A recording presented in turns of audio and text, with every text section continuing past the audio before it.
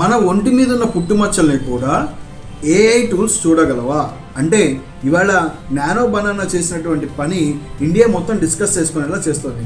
ఒక అమ్మాయి తన ఫోటోని నానో బనానాలోకి అప్లోడ్ చేసి దాన్ని శారీ మోడల్లోకి ఇవ్వమని అడిగితే, అది రెట్రో మోడల్ అంటే పాతకాలపు చీర కట్టుకున్నటువంటి పద్ధతిలో ఇవ్వమని అడిగితే నానో బనానా తన ఒంటి మీద ఉన్నటువంటి పుట్టుమచ్చల్ని సైతం చాలా స్పష్టంగా రీడ్ చేసి ఆ ఇమేజ్లో జనరేట్ చేయడం జరిగింది.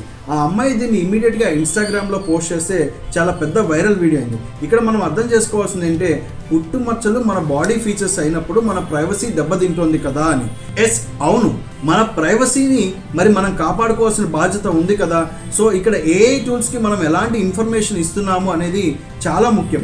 మీరు మీ బాడీ ఫీచర్స్కి సంబంధించినటువంటి ఇన్ఫర్మేషన్ ఇచ్చేటప్పుడు ఆ AI features reasonable security norms follow అవుతున్నాయా లేదా చాలా జాగ్రత్తగా చూసుకోండి. అలా ఫాలో అవ్వకుండా వాళ్ళు గనక మీ సెక్యూరిటీని లేదా మీ ప్రైవసీని బ్రీచ్ చేస్తే వాళ్ళు శిక్షార్హులే.